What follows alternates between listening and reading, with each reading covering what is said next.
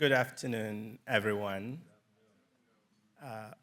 You're all welcome to this very important occasion. My name is Chika Okeke Agolo. I'm Robert Shermer, Professor of Art and Archaeology and African American Studies here at Princeton. But I'm speaking as the director of the Africa World Initiative in its second year here at Princeton. Africa World Initiative is a new center that is charged with the task of building very important connections between our university and the African continent, but especially in areas of knowledge production with research across science, technology, innovation, but also in the arts and humanities. So in that sense, it's a very unique center here at Princeton because of its transdisciplinary investments directed specifically to the African continent. And so one of the marquee events among many others that we have designed for the Africa World Initiative is one of our lecture series that we call Africa Impact Lectures. This is the second edition of this lecture series.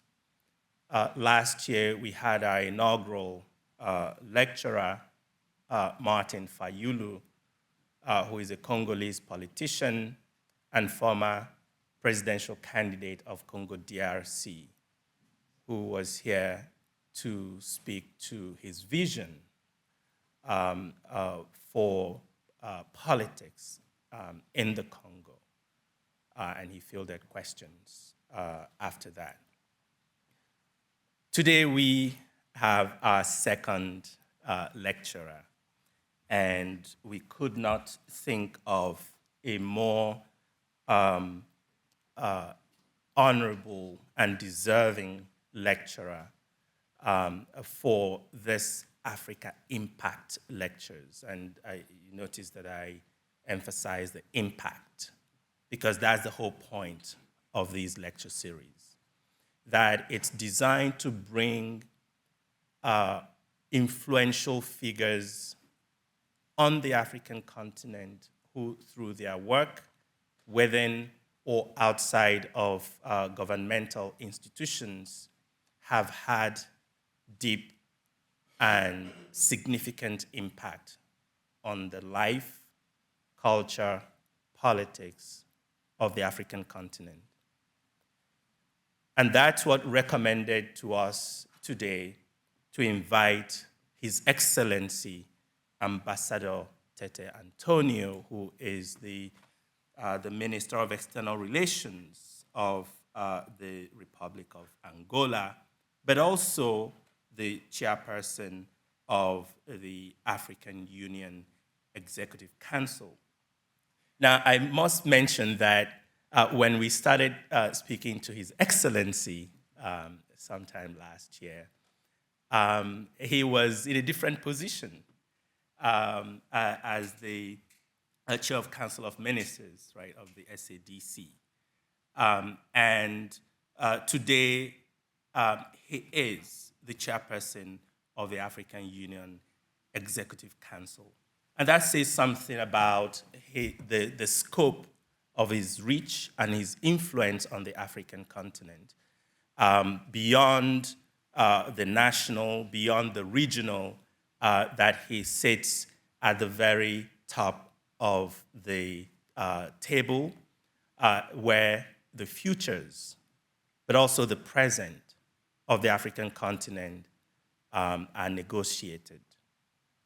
And so today we have invited His Excellency to speak to us about his thoughts on aspects of politics, economics, life of Africa, and how he sees us charting our futures. Before I invite His Excellency to come to the podium, I'll first of all invite my dear friend and academic mentor and model, Professor Leonard Wanchekon, who is the James Madison Professor of Political Economy and Professor of Politics and International Affairs here in Princeton.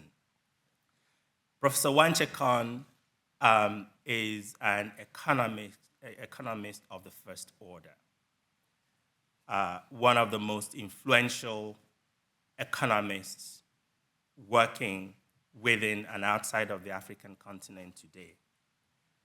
He is, beyond the many awards that he has received internationally, a fellow of the American Academy of Arts and Sciences.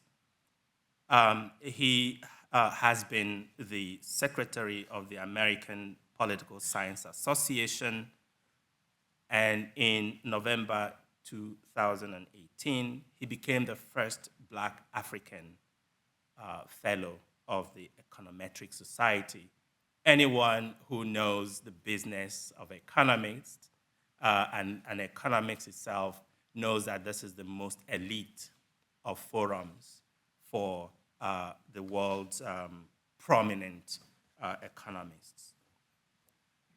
As important, Professor Wanchekon is deeply invested in knowledge production on the African continent. So it's not just about, which is immense, teaching and graduating students here at Princeton. He has invested deeply in raising the bar for knowledge and education on the African continent.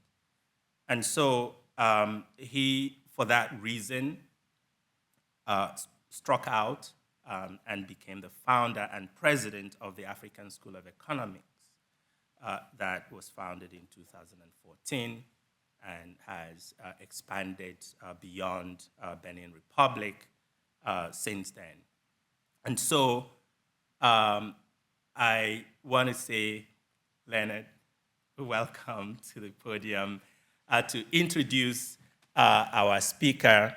And after His Excellency's lecture, Professor Wanchekon would have a conversation with our speaker. And after that, we will then have a Q&A for the audience.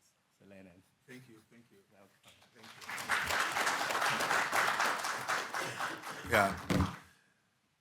Thank you. So thank you for such a generous introduction. It's such an honor and pleasure to welcome here Ambassador Téte António that I've met a couple of years ago during his last visit at Princeton University. Besides Ambassador Téte being Minister of External Affairs in Angola and the Chairperson of SADC and the African Union Council, it's a highly engaged, highly educated, and a first-rate diplomat of international caliber. First of all, based on his background, education, Agostinho Neto University in Angola, University of Kiev, and then Columbia University, and his long experience in the diplomatic circle. And what makes his presence here really important, distinctive, is the important role that Angola is currently playing for the future of Africa. Angola is politically a stabilizing force on the continent, a counterbalance, I should say, to what's happening in the Great Lake. That's why, for instance, the negotiation for the peace, for peace in Congo has been happening in Angola. But also a superb and extremely important economic power on the continent, which is illustrated by the fact that the next US-Africa Economic Summit is going to be happening in Luanda. So there are not many diplomats or many political figures in Africa that's better place to think, to debate, and to engage in the future of political and economic future of Africa than Ambassador Téte. So you will see shortly from his address how his thinking, his vision is of the first importance, not only for Angola, but also for the continent. So I'm personally grateful and that he's visiting us. I want to thank the African World Initiative and Princeton University to have recognized his contribution and invite him for this really, really, really important lecture, particularly at this time. So without further ado, I would like to invite Ambassador Téte to the podium. Thank you very much.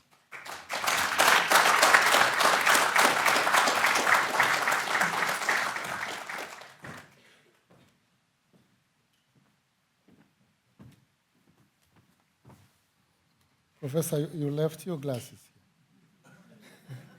here. Unless you want me to use them as well.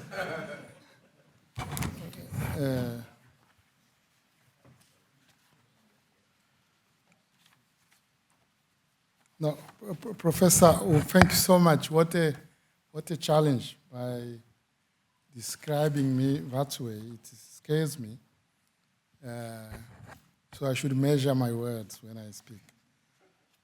Professor, thank you so much. You do remember some years ago when you dragged my feet to Princeton University to join the board on Economic Development Center, I think, to which I'm still member, I think, still. If you didn't kick me out, so I think I'm still member of that board. But yeah, Professor, you said it. We are going to talk about Angola today. I understand it is a series of lectures. Today we're going to start with Angola. There is a saying in, I think the French speakers are the ones who say that the best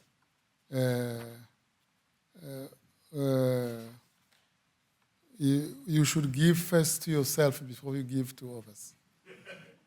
So I will start with Angola, and then certainly we'll extend some thoughts on Africa. I was given the task to talk about Angola today. Why?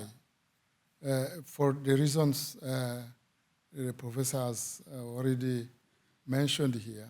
Most of the time, the trend which derails is the one which constitutes a news. The trend which comes on time, generally nobody matters because, well, it came on time, it's fine. But when it derails or late, then yes, it is a news. So what we mean, we would like to also to bring some good news from Africa. We know it's not necessarily easy to make difference between the bad news and the good news coming from our continent. But I will come back to that. Let me first thank you, Professor Shika and the Center and all of us who have gathered here for coming to listen to us, to talk about a country which many of you have heard about. For many years, Angola was in the news for bad news. I'm talking about the war, 27 years of civil war. It was a very long period of war. Before the 27 years of a civil war, we had gone through 15 years to fight for our freedom. So there was no gift, actually, to what today we are doing, what we are today. It came from a long struggle for freedom first, and then long struggle to survival.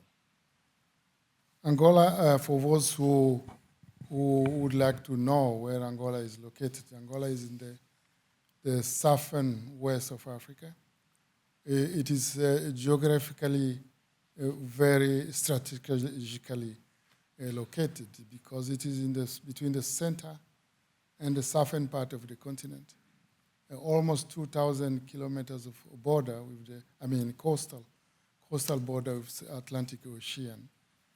You mean you can cross from one part and another of Africa by using the Angolan territory. Well, what is our history? I just said it. I just spoke about the 27 years of war, 15 years of 15 years of fighting for freedom after 500 years of colonialism. So you can see how many lessons we learned from all those periods of our history, which we think we can share with the humanity, not only by telling the story, but also by doing certain things. We became independent in 1975. So we are commemorating actually this year the 50th anniversary of the independence of Angola on the 11th of November. I will come back to, since we are in the United States, I think I will open a chapter for our ties with America. Our ties with America, apart from the modern, let's speak about modern relationship, meaning diplomatic ties and cooperation we are also linked by history.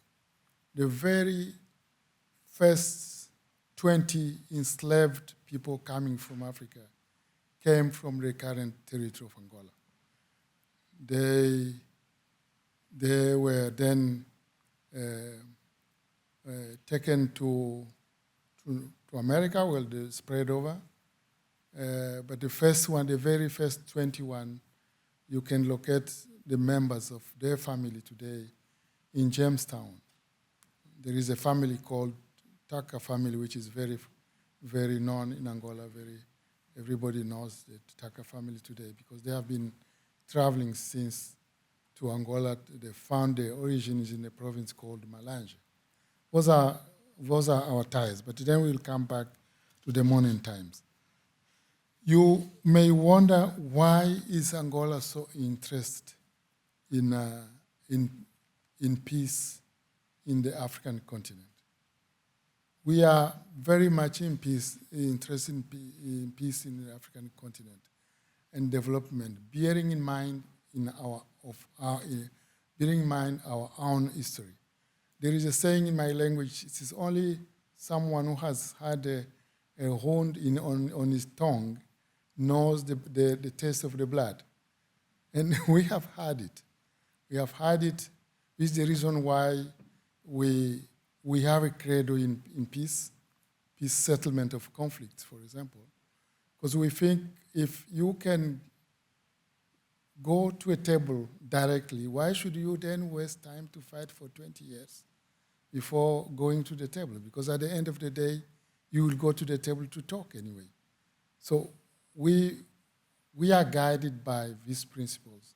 This is the reason why currently when you hear about Angola, we have been involved in trying to find peaceful solutions in conflict in the continent, bearing in mind this very principle.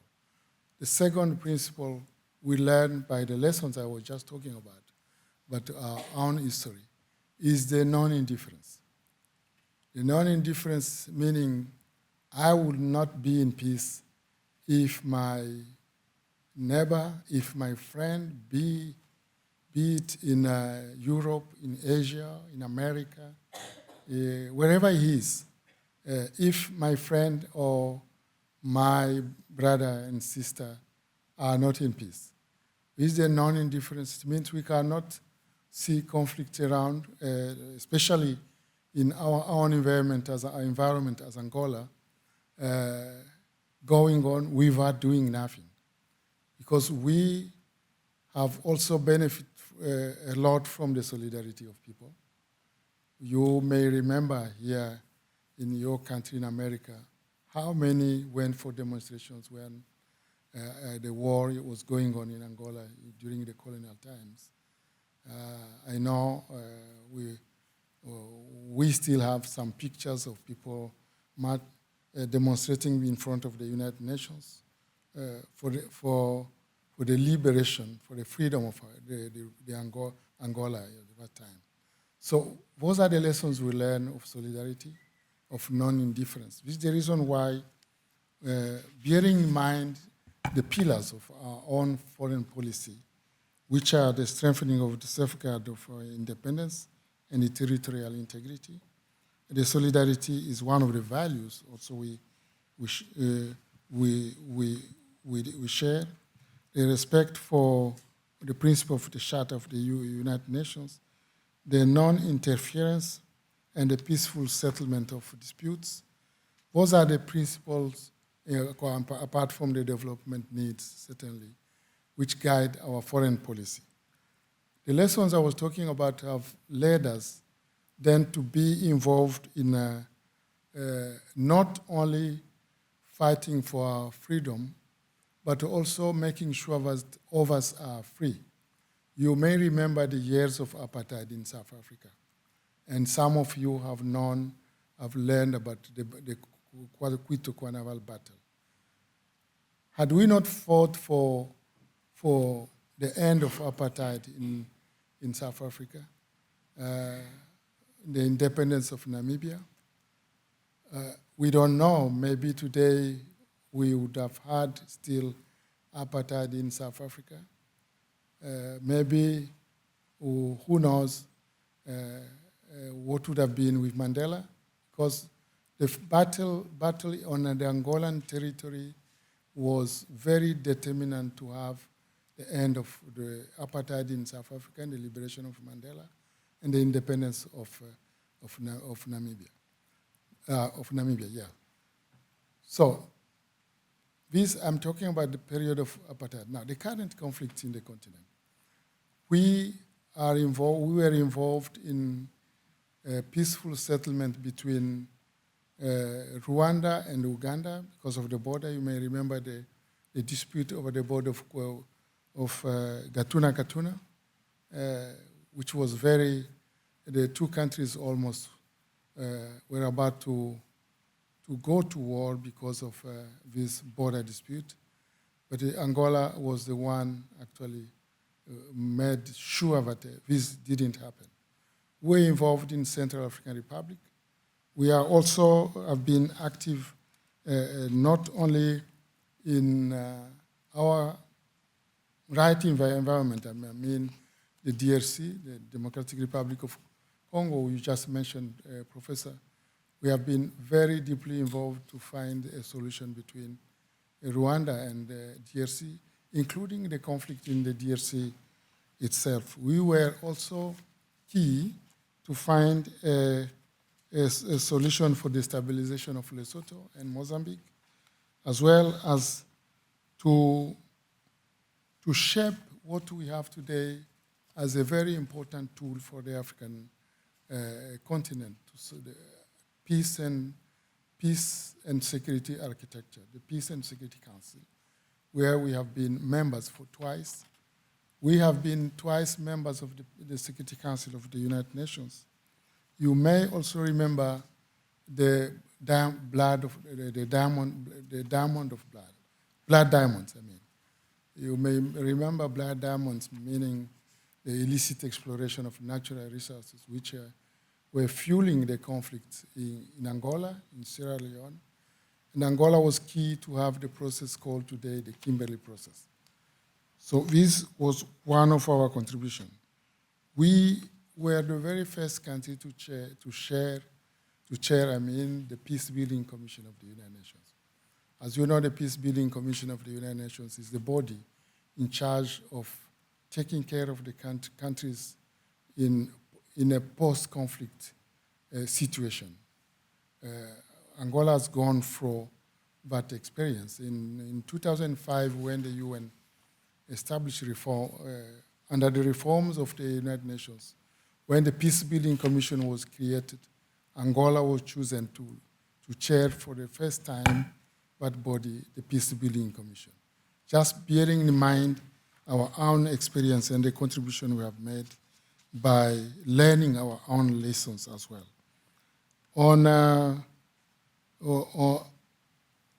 Still on the way of making sure that wars don't come from the minds of the people, because any war you take came from a mind of someone. If we can correct it in the minds themselves, Angola thought we need to structure something more sustainable. We have what we call a biennial conference in Luanda. Every 2 years we hold a conference on the culture of peace. Every 2 years we were supposed to have one, or we are still, but maybe I will come back to that. It is a bit conflicting with the chairmanship of Angola. Currently Angola is chairing the African Union. We may have it next year because we are going to hold a lot of many conferences this year. So this conference has been taking place with in collaboration with UNESCO. What we as a result of what I've just described, President João Manuel Gonçalves Lourenço, who is the president of Angola, was designated by the African Union a champion for peace and security in Africa. It means not only the country has been playing a key role, but the leader, the president of this country also has been recognized to play that role, which is something is almost a life mission given to President Lourenço to make sure that he be involved in finding solutions in the African continent. Now, let's maybe leave the chapter of conflict and peaceful settlement, our engagement as a global player as well as a regional player, and navigate a bit in the development area. We are very committed, especially to diversify our economy. The Angolan economy is not, Professor, you are the top economist, you know, but Africa and environment is not different from one to another. The major paradox of the African continent is we are endowed of a lot of mineral resources. We are endowed of water resources. We have 60% of of Arab land of the world. You find it in the continent. This meaning we have everything to transform. What has been lacking? What has been lacking is, for centuries it was colonial division of labor, whereas you have a continent which provides raw materials. And when you provide raw materials, so you will wonder why you are still poor, and where you are sending your raw materials, people are more rich than you. The response is just a short one. It is because you are exporting the added value, you are exporting the job, you are exporting even the transformation, because production is also a very important laboratory. And this is not happening on the continent for many centuries. So the paradigm shift is to make sure that we transform what we have in the continent. You may remember when the war started between Russia and Ukraine, there was a kind of shaking movement, because there will be food crisis, and many people were looking at the African continent. But we fought in Angola. So we sat and we analyzed all the consequences this food crisis may bring. Why people were crying for food crisis? Because of the wheat coming from, and the sunflower oil coming from Ukraine and Russia at the time. But we fought a continent with 60% of Arab land cannot cry for food. So there is a new look which is needed to have towards Africa. It is a continent which will be looked at as a continent which can contribute to the food security of the world, and not the opposite. I will not cry for sunflower oil coming from somewhere else when the sun is mostly in Africa. So this paradox, we think we need to correct it. This is the reason why we approved the plan, major plans. First plan we approved is a plan to produce grain, a lot of grains, a plan also for livestock, a plan for fishery, and a plan to transform the raw materials we have. I'm talking about mineral materials. As you know, Angola is the second producer of oil in the African continent after Nigeria. It's a country with over very strategic raw materials as well, including diamonds. You take gold, you take any mineral, you will find it in Angola. But so we think the conditions are there. I'm talking about Angola, but I can talk of other countries as well as our neighbors, the DRC, we just across. 90% of cobalt, we'll find it in the DRC. So the question today is, let's not talk about bringing cobalt from DRC. Why don't we talk about making the batteries for electric car in the DRC, since this is the industry which is booming? I think this is what we want as an approach for this paradigm shift I'm talking about. The second, we have also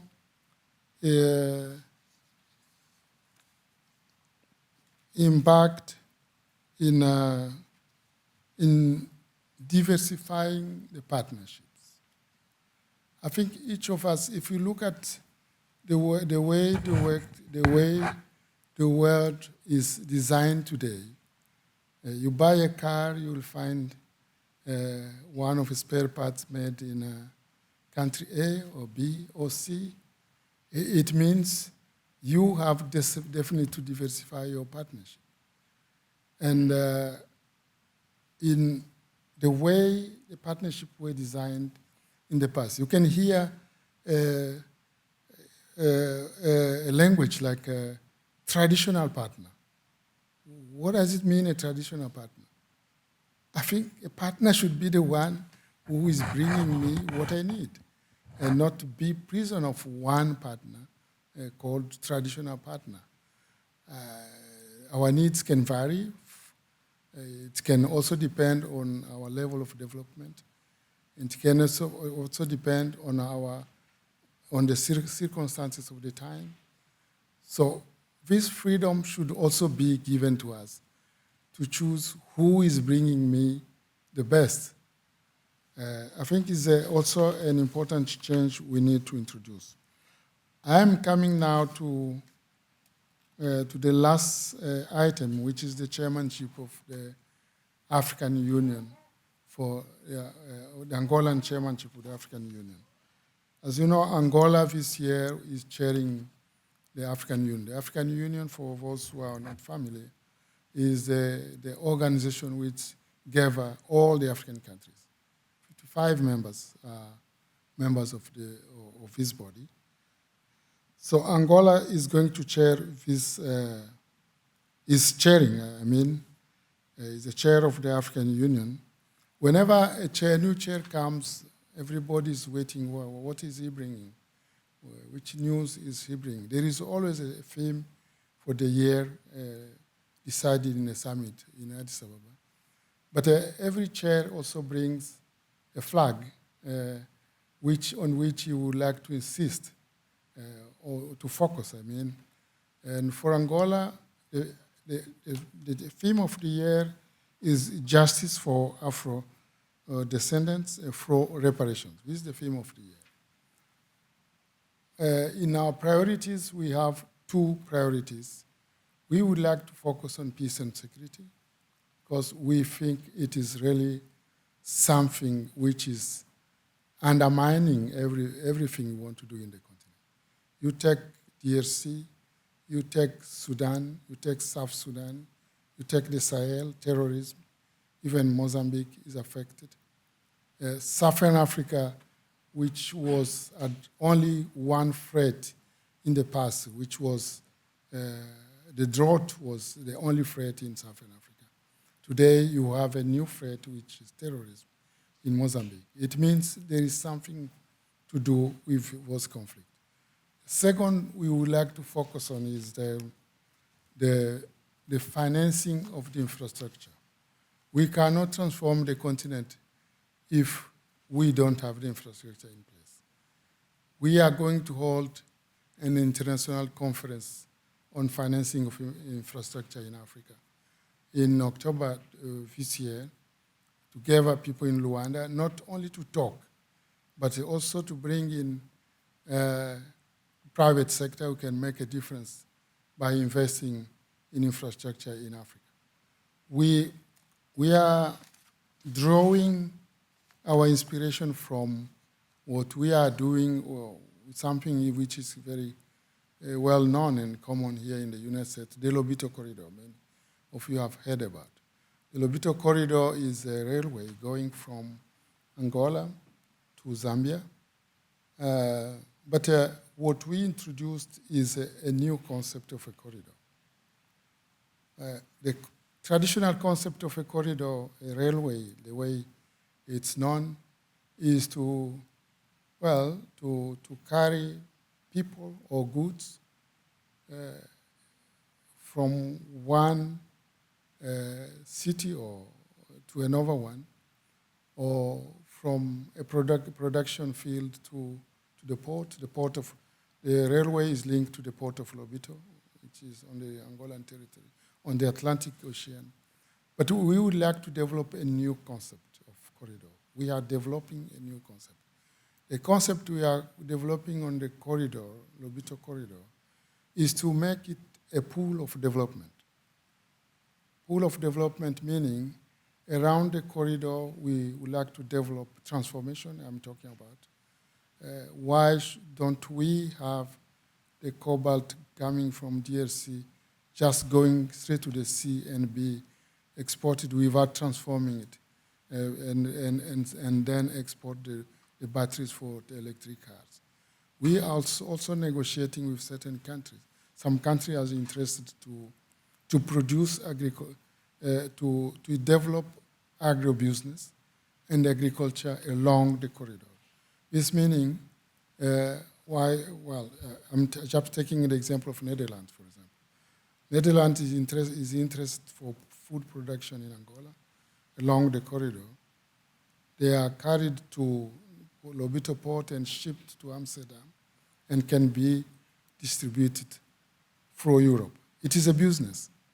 But the concept of not only the geographical distribution of the infrastructure should be adapted to the current need, but also the concept of the corridor should be adapted to the current needs of our development. I'm talking about the geographical distribution of the infrastructures. For those who know the design of many railroad and roads in the African continent, they were built to carry minerals from one place to the port, or to carry food production, generally for exportation. So I just remember I was born in a small town which was producing copper in the colonial time. It was stopped because they could not build the road there.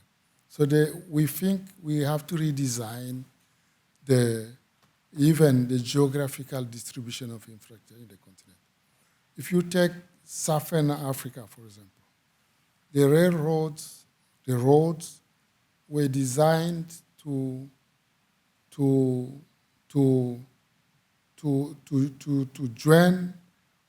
go to mostly one point of departure for the world. They will go to Cape Town, and then they are distributed. We are trying to redesign the corridor themselves, to redesign the way we look at energy, for example. If you take Angola, we have an excedent of energy today.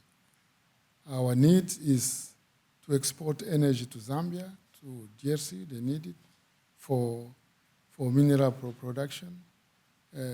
Namibia needs it, why not even South Africa? The corridor itself, of the Lobito corridor, we would like to join it. We have an ambition to join the Lobito corridor to Tazara. Tazara is a railway coming from Dar es Salaam in Tanzania to Zambia, where the Lobito corridor ends. Then we will connect it. If you connect Tazara to the Lobito corridor, you will connect the Indian Ocean to the Atlantic Ocean. And it is a lot of opportunity in the midst. So we have this ambition with Tanzania, we're talking, and we will definitely join, because the joining point is Zambia, where we are already. So we can easily connect the two oceans, and it is very, very beneficial infrastructure for all of us. You can hear, I read some literature, including some statement I heard about competition of the two corridors. Tazara, as you know, it was built by Chinese. In the very first railroad built by Chinese in Africa was Tazara, coming from Dar es Salaam to Zambia, while the Lobito corridor, which was there already in the colonial times, is having a lot of investment, not only from the United States, from the European Union as well. And people are started talking about competition of corridors. But in our mind as countries, Tanzania, including Zambia and Angola, we don't see competition of anyone there. What we want is to have the infrastructure because we are mindful. But if I want to export to Asia, for example, it is quicker to go through Tazara to go to Dar es Salaam and then join the Asian countries. If we want to go to North America or to Europe, certainly the Lobito corridor is the one who is going to solve your problem. So we see an opportunity and not a competition of corridors by having Tazara and the Lobito corridor. Professor, I think I will stop here because otherwise I will go on and you will be tired of me. I think let's go back, then we can chat. If there's any questions people may ask, I will then to respond and may to deepen some of the issue I've just raised. Thank you.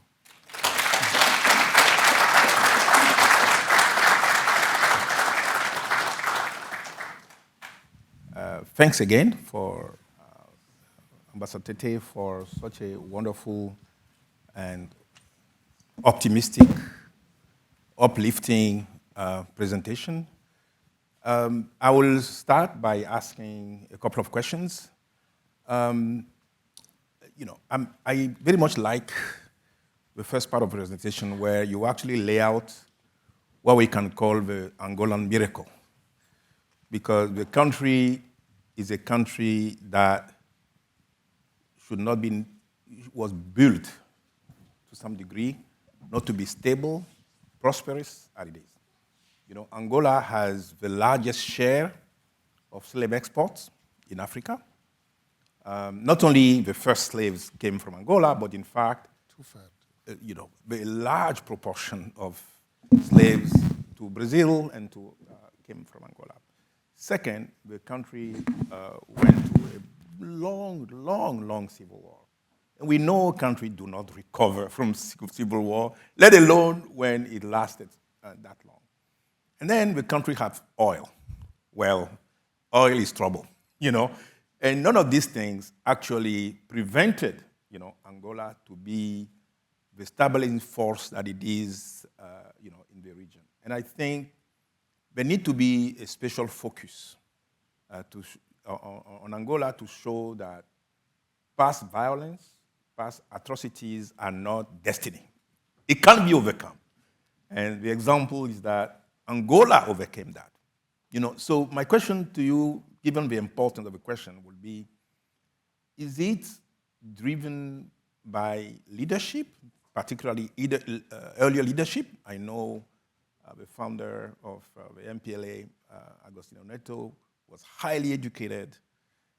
And then is it the local culture? Is it something in Angolan culture that builds around search of compromise, consensus, that help prevent, for instance, the violence that happened during the war to carry it beyond, in the post-independent period, but also and also afterwards? Or is it also the current leadership, in particular, specific arrangement and policies that be put in place to make sure that the country is on the right track? I'm sure it's a combination of those three, but please tell me in your view whether it's the local culture, whether it's the early leadership or current leadership and policy that drives this paradoxical situation of a country that went through so much and yet it find peace and prosperity afterwards. Yeah, Professor, I think you said it. It is a combination of all those factors. I just spoke about lessons learned.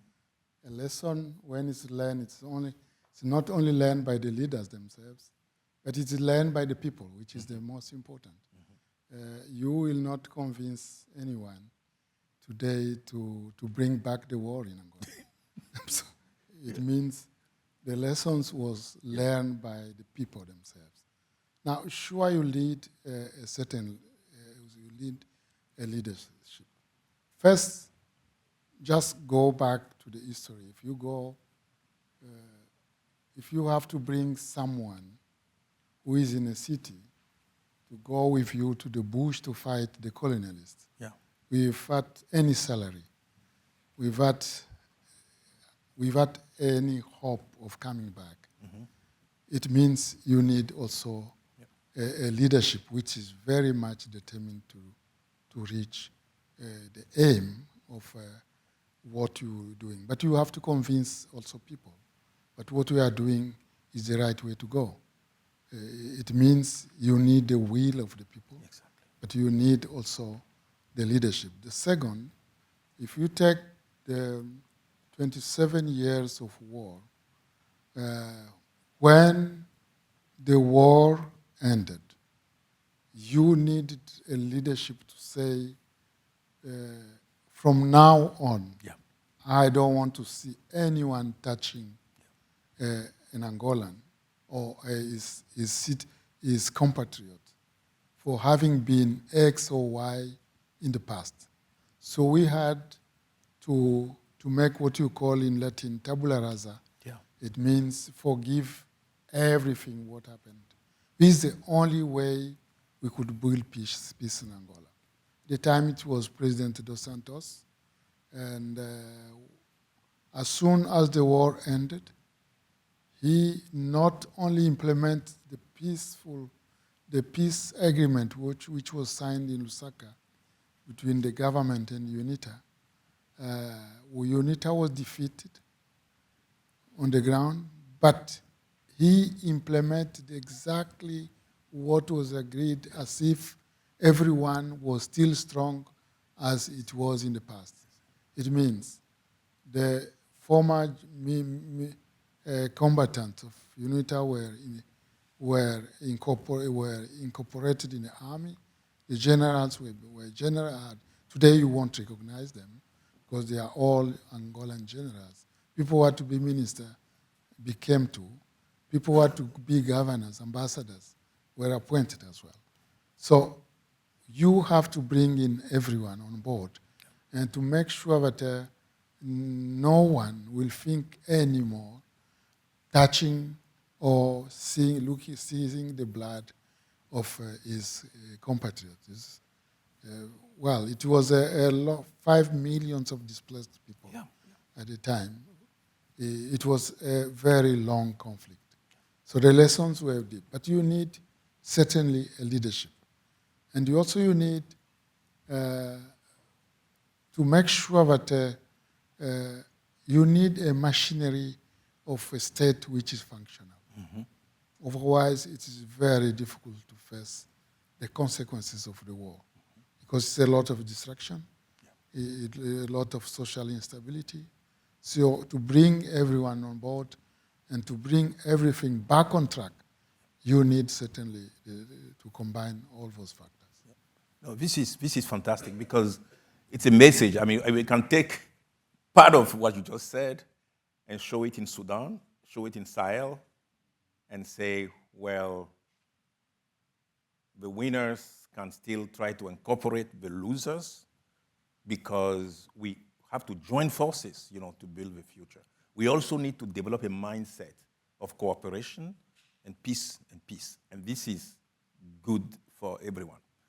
Now, I think one of the things that I also find very extremely interesting when I study Angola is how moderate, how technocratic the discourse is. Like for instance, when you were talking, it could be a lecture of economic development, which is very precise, very forward-looking, and very constructive. And I think this is great. Because I think the problem in many African countries, sometimes we look back too much, not enough forward. Like for instance, the French did this, the British did this, the Chinese did this, okay, that's fine.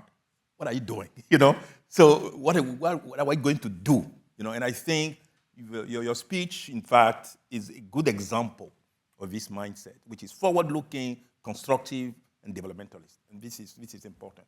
Now, I like your focus on infrastructure.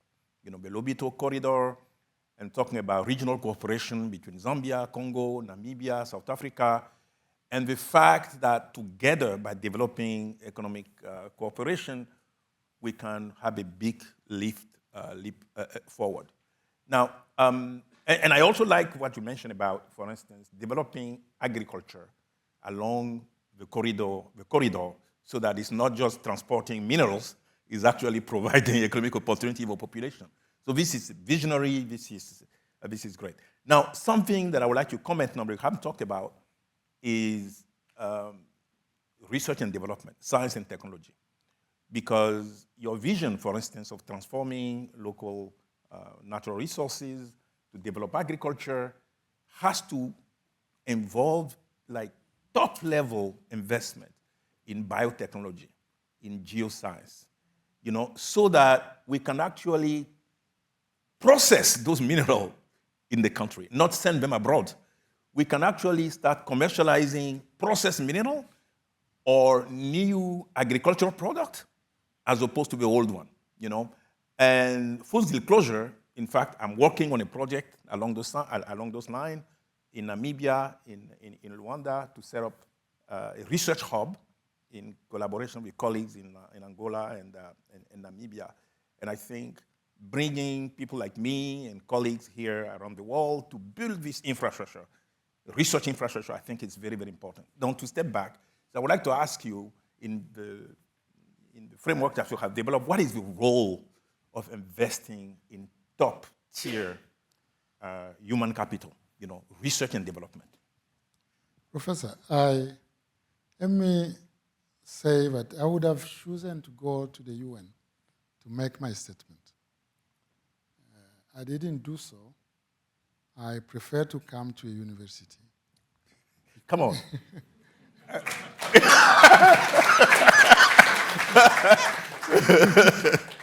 Yeah, because I fully believe that the transformative spirit comes from here. Yeah. That the brains come from here. But whatever you want, yeah, you can find it in a university. Yeah. If you don't bring response with you, or if you can't get it straight away, you can still hope to get it later on. So this is the reason why we fully think in investing in I think before we started our meeting, I was talking to some of our friends here, how we think we need to transform the philosophy of what we teach in our universities. There was a time people were very dreaming to become, very good speakers in podiums, to become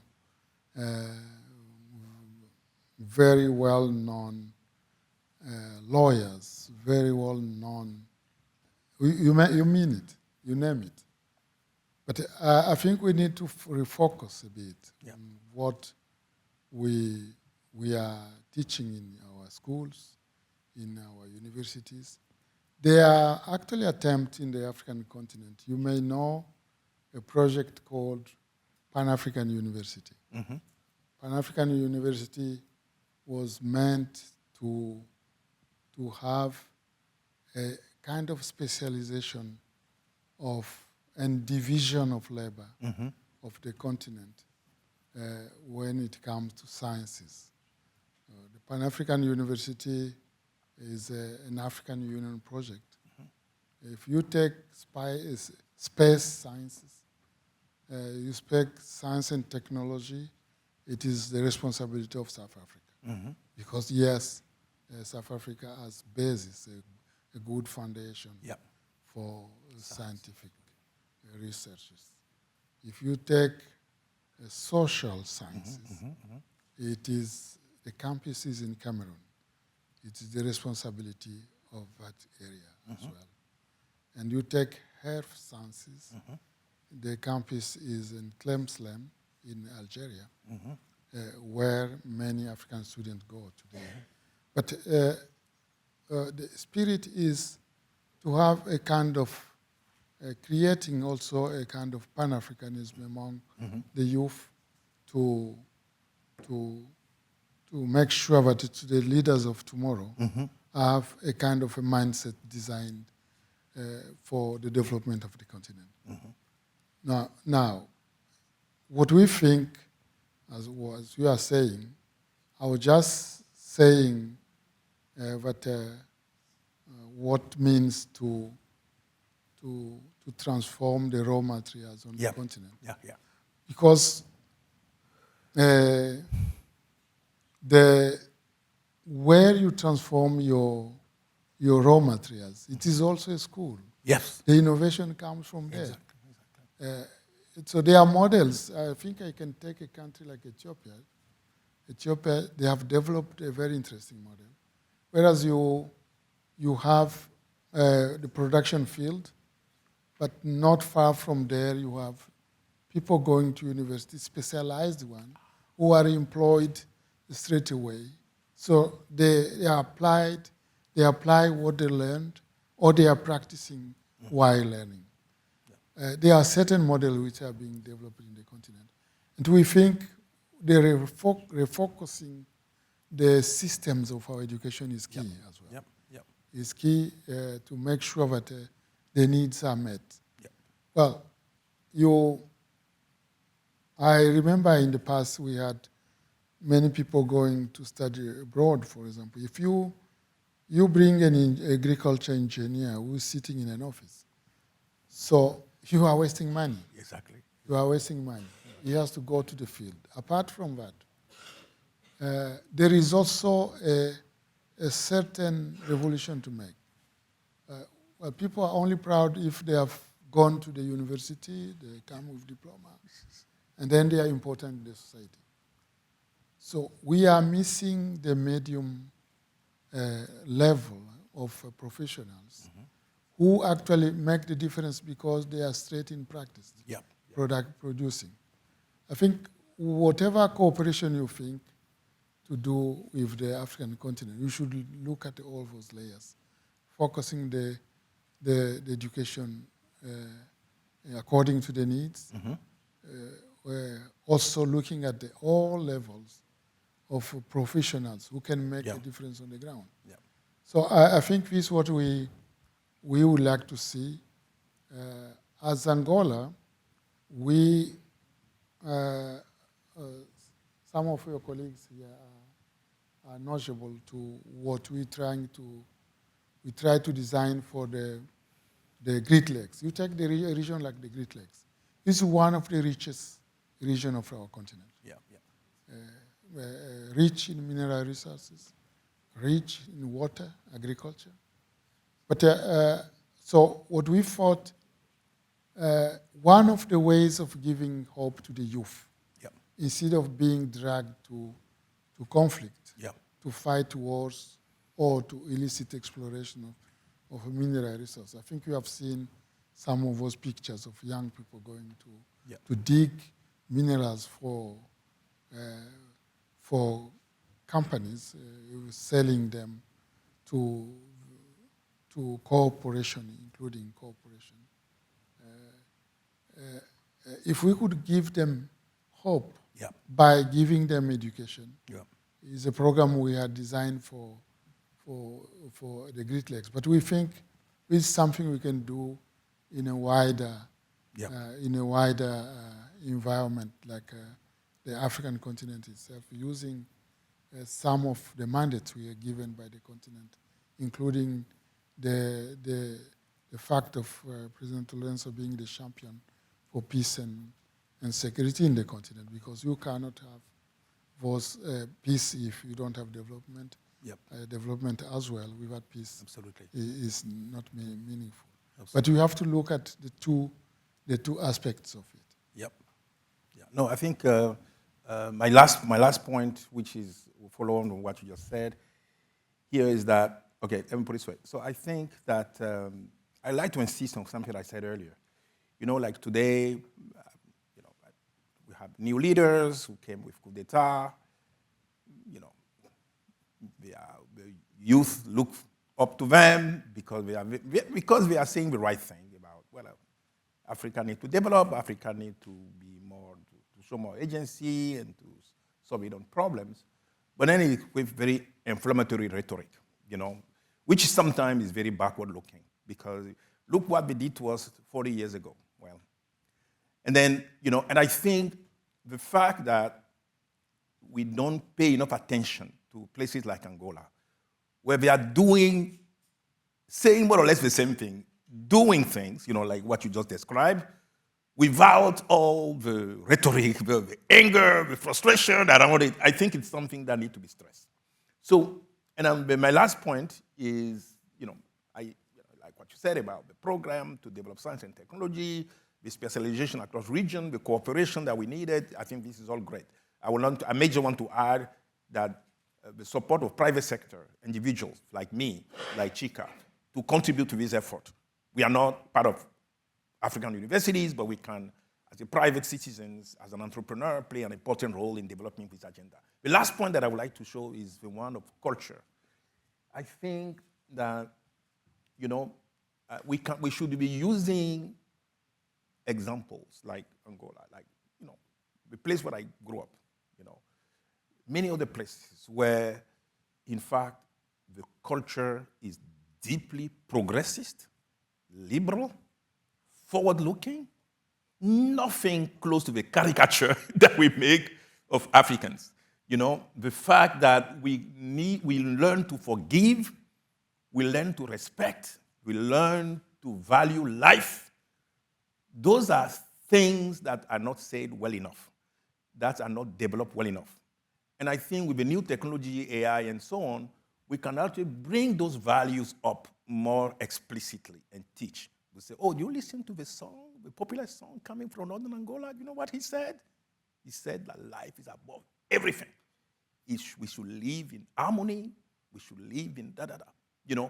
So that not only among our young people, we are going to say, like, for instance, values of inclusiveness, value gender rights, protecting environment. Those are not things that we are being taught by Europe. Those are values that we have, So I would like to comment on how important this element is in kind of development, in putting together a development agenda, which is not just about, growth. It's not just about more money, higher income.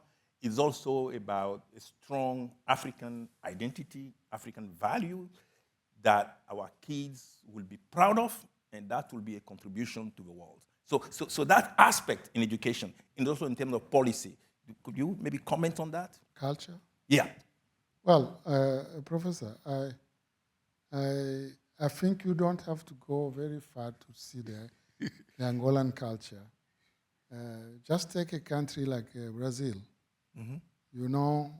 Where samba came from? Yeah. No, I don't know if there is any Brazilian sister and brother here. It is a cultural fight between Brazil and ourselves. Well, samba came from the samba in Angola, which is a dance actually, because if you find the etymology of the word samba, I don't know if we'll find it in which language. Apart from the African languages, which comes from Angola actually. So this is one of it. Yeah. If the modern times I would call the young capoeira. Well, he knows capoeira. You will find, if I talk to young people, they will definitely talk about kuduro today, which is one of the dances, which is very popular. Kizomba, which is very popular. I think the cultural aspect of Angola, apart from what you just mentioned, those who came from Angola were not only the 21st enslaved people who came to America, the Americas, but 2/3 of them came from the current territory of Angola or the surrounding kingdoms which constitute today the Angolan territory. And for them, the Angolan culture, we find it everywhere. Fantastic. But in modern times, I was just mentioning this biennial we have of culture of peace. Yeah, It is only, it's not only a conference which is linked to peace itself, but it brings in an element of culture, because peace is really a culture. Absolutely, yes. It's a culture. Yes, yes. And not only that, we really, what was recovered after the independence of Angola is how we eat. Yes. I can tell you a story of someone who was ashamed well, you will hear in the past people could eat only fufu. Today we have some fufu which is made from the cassava. Yeah. From the cassava, we eat it only on Saturdays. Yeah. While in the countryside in Angola, they used to eat it every Yeah, day. yeah. But in cities, well, you will be ashamed to say to your boss that you have eaten fufu during the working days, because it will make you sleeping if you eat it. So what changes today, if you go to a party in Angola, you will see how whatever we had, we have, has been brought back to our culture. Absolutely. And is served to make sure that we are still ourselves. Yes, exactly. Because this is very important. Yes. Now, coming back to what you said about our responsibility. Yeah. Yes, our past was not easy, but we think we have the primary responsibility to transform our countries. Yes. We don't have to continue blaming others. Yes. The responsibility is ours. Yes. First, to make sure that what we have gone through will not be the same case for the coming generations. I think this is what we believe. Exactly. No, this is fantastic. On these very wise words of developing African agency, in development discourse, I would like to open the floor to the audience. Who want to speak? Yeah, please go ahead. Yes, thank you very much for your discussion. I'm an African economic historian. So my question is about the Sahel zone. How do you see these developments, the recent developments over the last decades, about Niger, Chad, Burkina Faso, leaving the African Union, forming alternative institutions of monetary affairs, etc. So how do you see that as the new chair of Great. African So Union? let's take two more, please. Yep. Well, thank you for Ambassador and both of you. But I just got back from Ghana, and everybody's talking about debt in Ghana. And I'm curious, I've not heard anything about debt in Angola, but I'm wondering, is that a stumbling block for development, or is just a paper tagger when people talk about the debt in Africa? Thank you. Very quickly. Oh, you wanted to, maybe you want to repeat your question then? Yes. I just got back from Ghana, and everybody's talking about the debt. Yes. They are saying it's going to take 50 years to pay it off. Of course, nobody has more debt than America.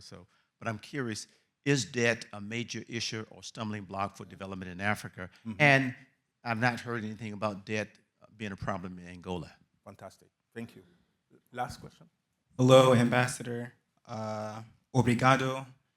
My name is Tendakai. I am a sophomore here at Princeton studying public policy from Zimbabwe. I wanted to ask you more of a role, about your role as chairman of the African Union Executive Council.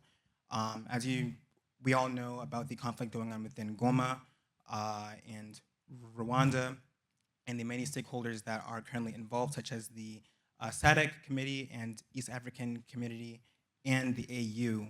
I wanted to know, how do you engage in constructive diplomacy when there are different stakeholders that are saying different things, such as SADC and EAC? Thank you. Yeah, first about Sahel, I think the issue mentioned is about the countries where coup d'etats have happened, is what I understood. There is what is called in the African Union Algiers Declaration, I think is of 1979. You have the Lome Declaration, as well as the Charter of the African Union on Democracy and Elections. Those three legal instruments are very clear. Once a coup d'etat happens, it should be condemned. Because you remember a time in the African continent where you know very well, Yeah. Professor, Yeah. you have gone through, where countries where almost every month there was a coup d'etat. So this one comes, overthrow the ruling leader, and then comes another one. So at some point we said enough is enough. We have to take clear measures and binding measures to make sure that whoever comes for a coup d'etat is not recognized by the organization. Yeah. This is what has been holding until today. And this same principle has been applied by the regional communities as well. In the case of the country you mentioned is ECOWAS, the West African Economic Community is the one also who took the measure. But the African Union also suspend the members. Whoever made a coup d'etat is suspended from the African Union. But there is also a provision in the same Lome Declaration.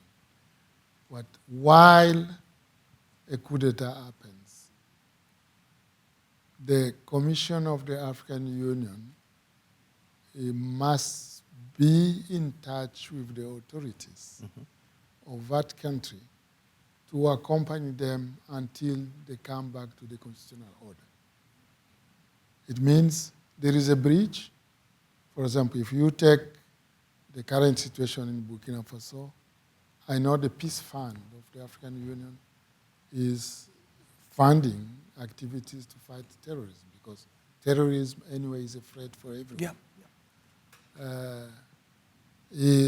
When you remember the Arab Spring, but there was a time you had it in Tunisia, you had it in Egypt. The Arab Spring was popular rising to overthrow legal governments. I mean, then the African Union had to position itself. What to do when it is the people going against the power. And the solution found at the time, but the legal instrument must be adapted to the will of the people. Yep. And this happened in the case of the Arab Spring. In this very case was a coup d'etats. So as an African Union, they must be suspended with what is happening. But at the same time, there is a debate which is raising in the African Union to see if we can review the architecture of peace and security of the African Union. Bearing in mind the kind of situations which are coming, some of them actually as a result of bad governance. There was a question Kofi Annan asked many years ago when he said what the international community should do when the leader, for example, the president himself, is the source of conflict. Means is not abiding by the constitution. So those are the questions now on the table, and to see how we can look at the peace and security architecture of the African continent. But those countries are of a very much a big concern because they are also countries which are affected by terrorism, which is a threat for all of us. So it is a matter for concern for anyone, especially for a body like the African Union. Is the reason why we cannot, as Africans, go just side without looking at those countries. It's a matter for concern. But the issue of Sahel it requires also a comprehensive solution. Yep. You cannot look at terrorism only by fighting with arms. Yep. There are issues of development. There are issues of also cooperation between countries you need to tackle. So those are the thoughts on the table in the continent. I think those countries are still it's going slowly. The most difficult part of it is maybe some of the decisions taken by going out of ECOWAS, for example. It has split the region a lot.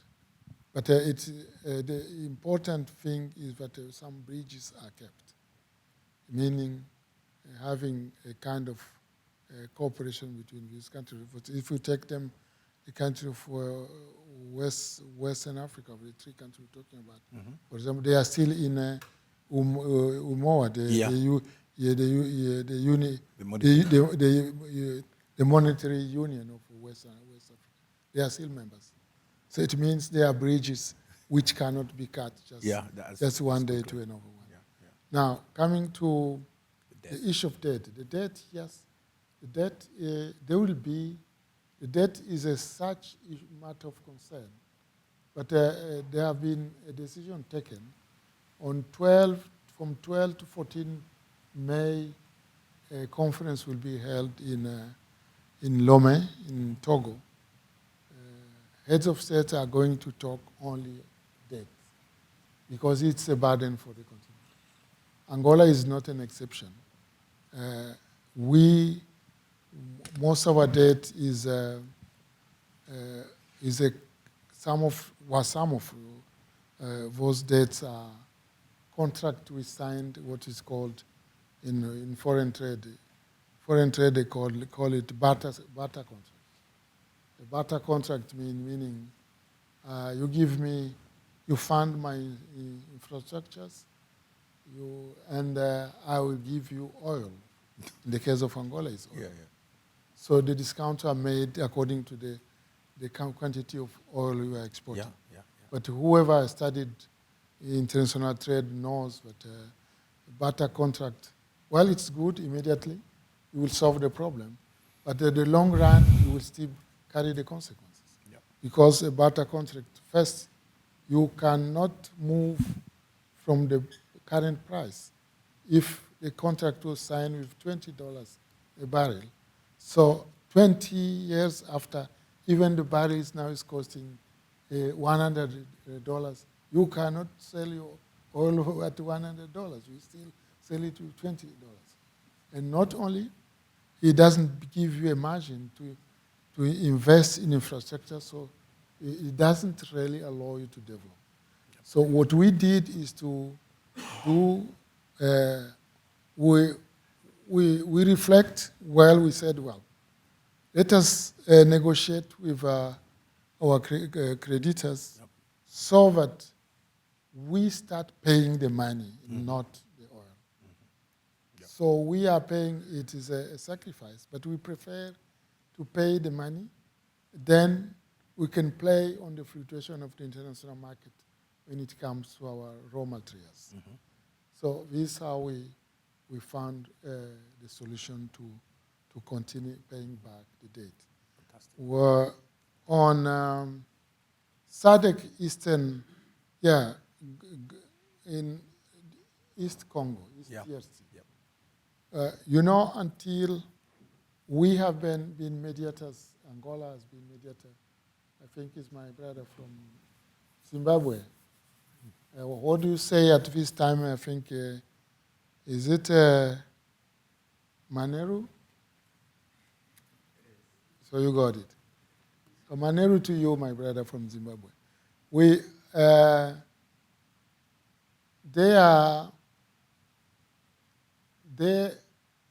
were very much aware of what you just described as the split of interest between SADC and Eastern Africa. Mm-hmm. You remember in the past, troops were deployed by Eastern African Community, and at some point, the government DRC asked the troops to leave and brought in SADC troops. So those are some of the contradictions, where some of the contradictions come from. But in real terms,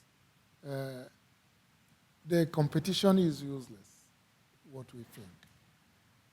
In Angola, this is how we understood it. Just I would give you an example.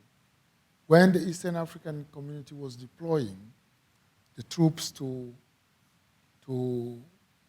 Eastern Africa, there was I happened to go to Nairobi since we were leading the Luanda process to find peace in the eastern part of the DRC and also to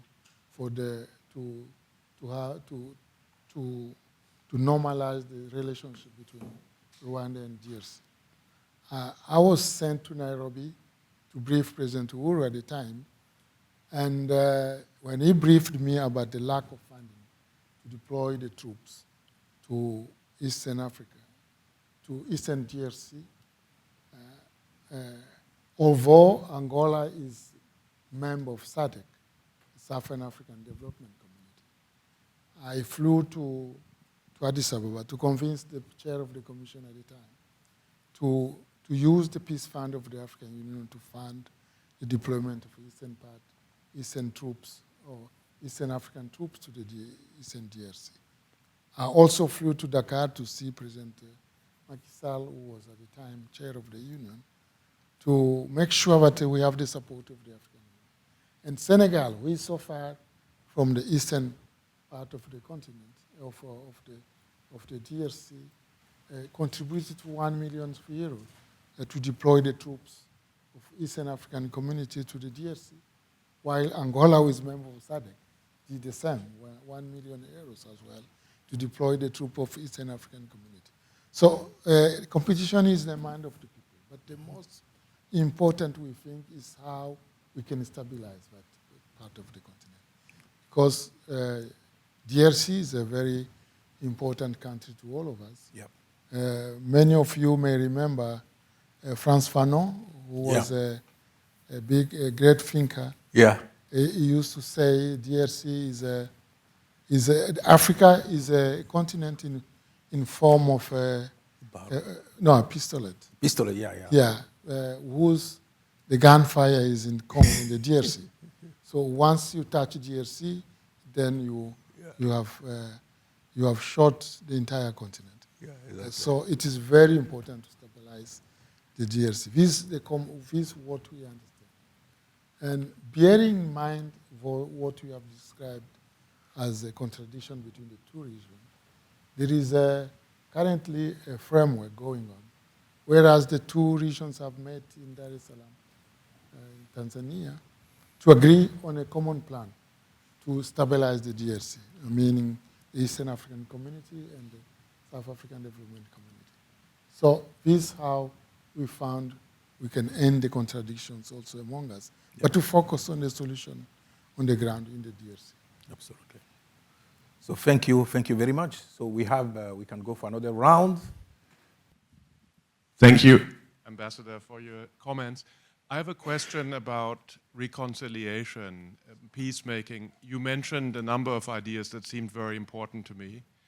The idea of forgiveness, especially after a long period of violence, the idea of the winner incorporating, including the loser, and treating them as equals in the post-conflict period. I was wondering about the importance of reconciliation, of some kind of process of remembering and working through the things that happened, not necessarily with a view to blaming, but just with a view to remembering and recognizing one another. I was wondering whether you think that's an important aspect in effective peacemaking. Thank you. Thank you, Ambassador. I have a question about the economic development actually of Angola, because I know Angola is highly developed, but also I saw it somewhere that Angola has a very high Gini index, so it's very unequal, sort of like the United States in a sense. So I'm wondering if you have any thoughts on how we can have a more equal distribution, more equal development forward in Angola. If you have any thoughts on that, thank you. Oh, hello? Oh, okay. Thank you. First of all, thank you, Dr. Ambassador Antonio, for coming, and for the Africa World Initiative for bringing an Angolan personality, because Angola and the Portuguese-speaking African countries are usually not represented, so it's, I'm very happy to be here and to listen. So I have two questions, actually, but very briefly, following up on some other questions. One is also about inequality.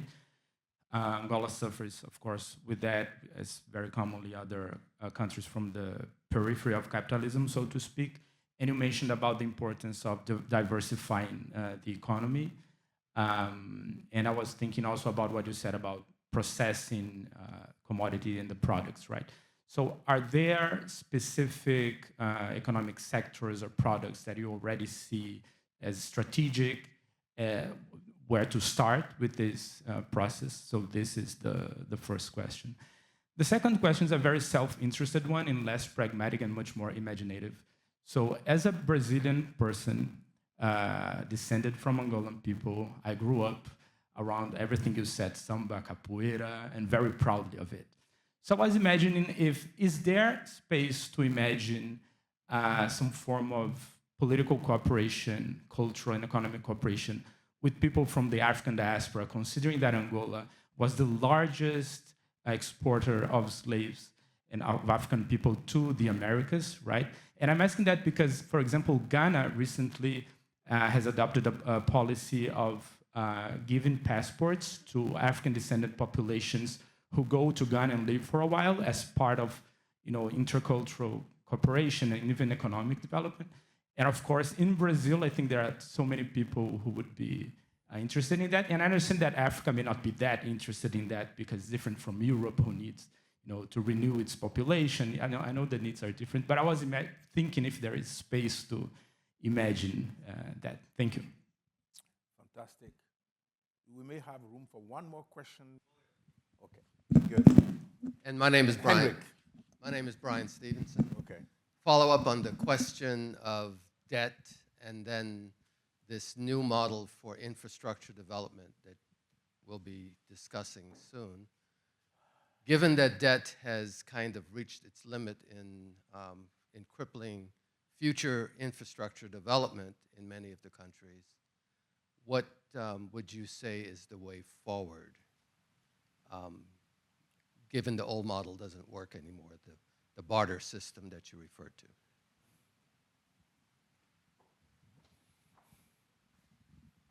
Okay, so please.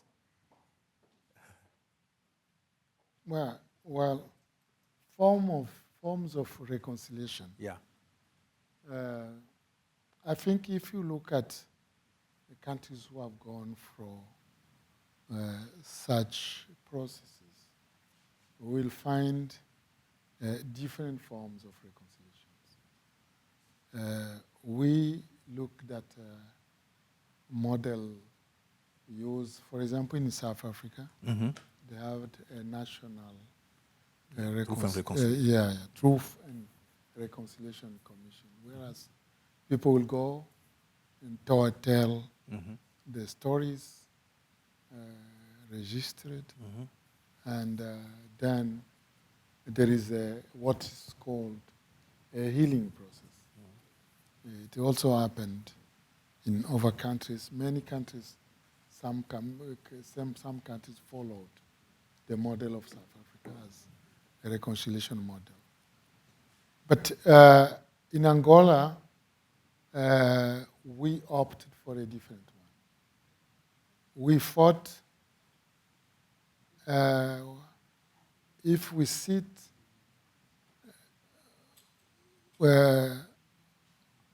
start blaming each other, Yeah. it won't be easy Yeah. after so many years of conflict to heal the society. It will be an exercise of, maybe having seeds for revenge, Yeah. which will be endless as well. So at the time, President Dos Santos, who was the leader at the time, thought, let us forgive each other and forget what happened in the past. Because if you take any side, you will find wrongdoing. Are we going to be blaming each other forever? Or we want to build a country?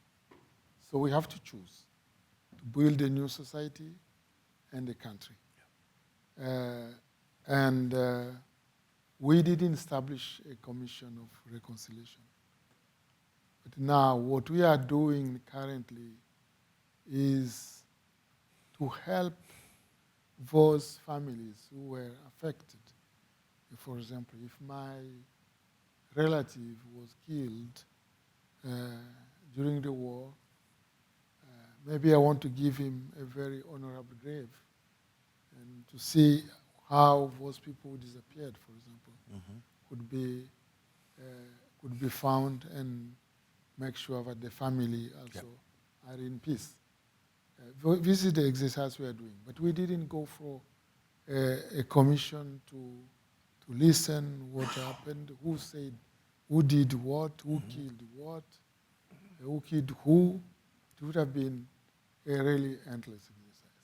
So we prefer to have this approach, which is inclusive approach, to make sure that we are all, we forgive each other, and we are all going together, working together for a new country. Because otherwise, 27 years of war, civil war, is a lot. And you know the history of Angola. The causes were many, including the Cold War went through, which was very a strong cause as well, divisive cause. So we thought we should just make sure that we are all, well, inclusive development is a dream of any government. I'm talking about dream because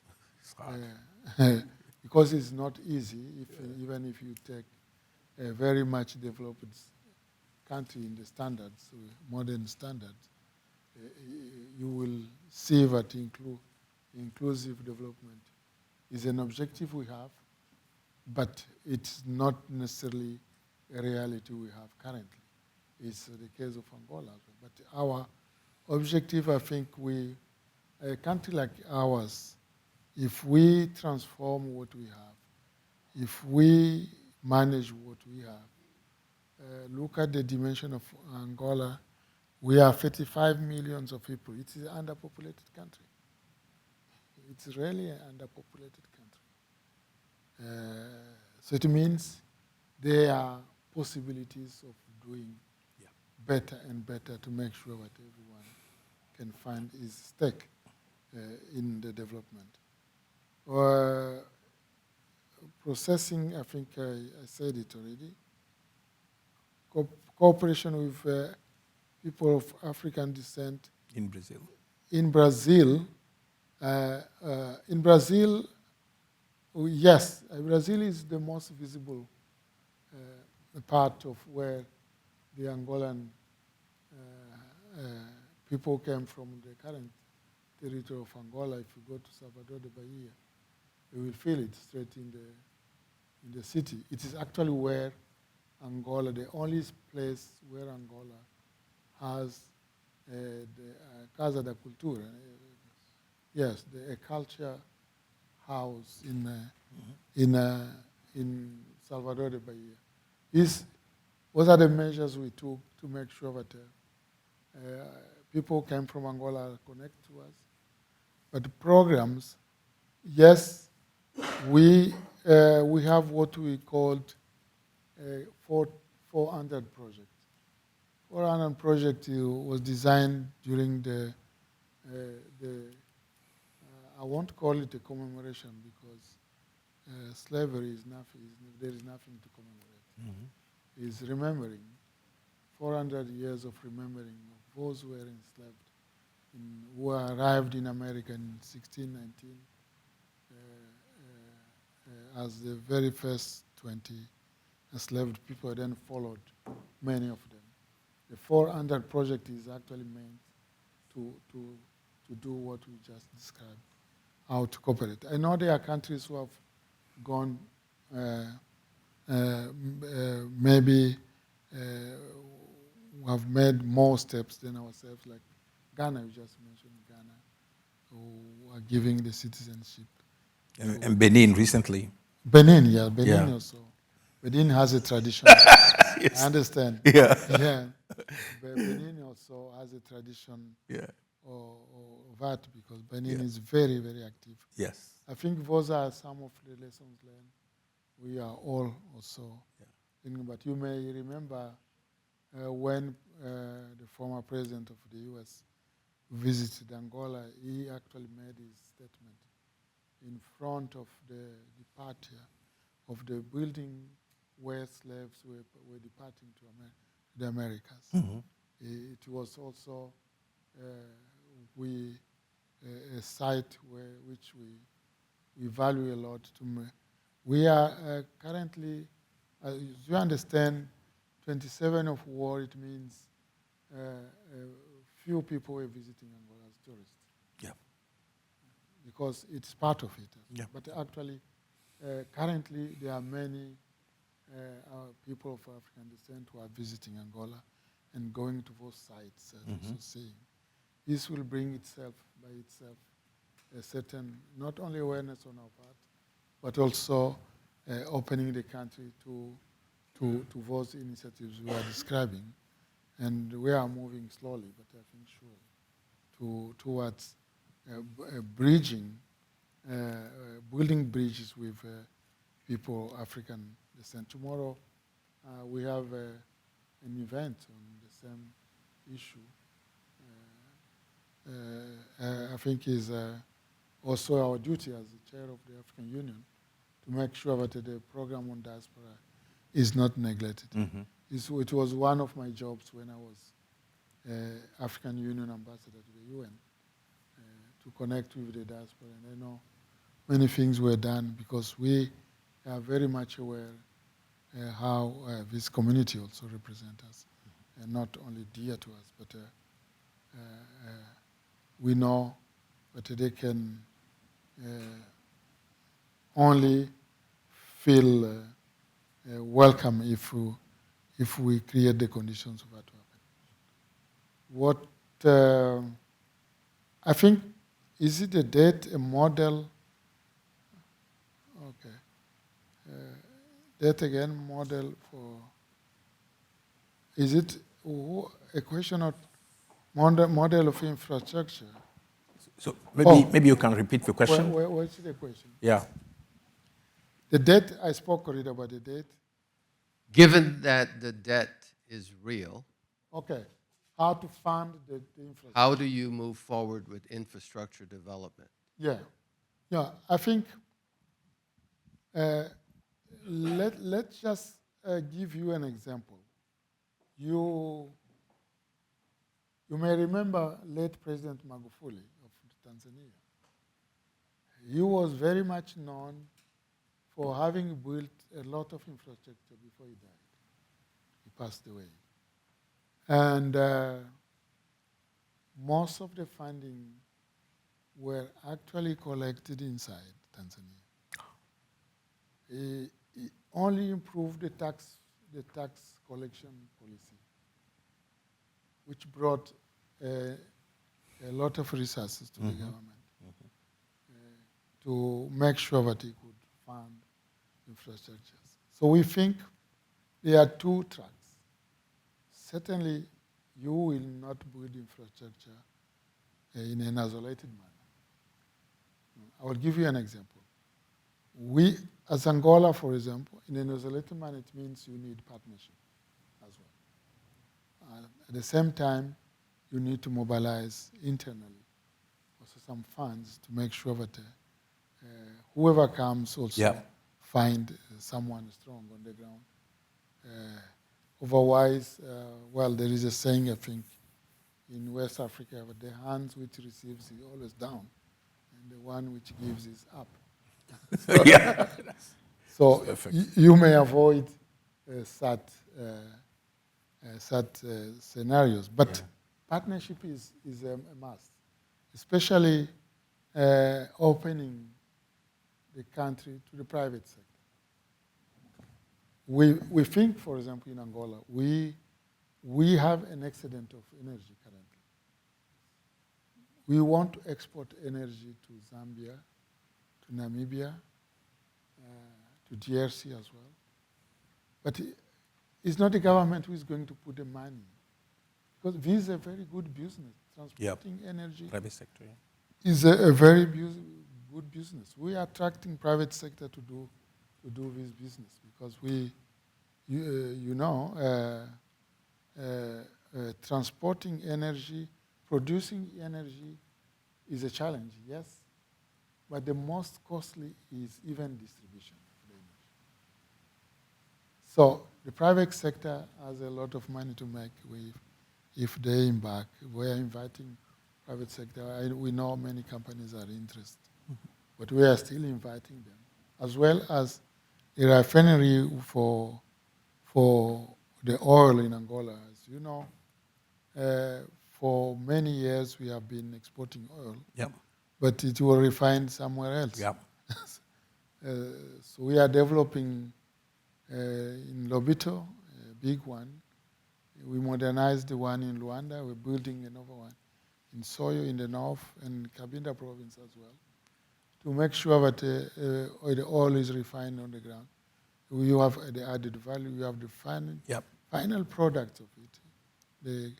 The how do you call it? The chemistry industry. Coming from it is very valued as well. But so you can make money by using what you have. If we invest also properly and bring in right partners. Thank you very much. I think right on time, so Sister. So thanks so much. That was very, very informative.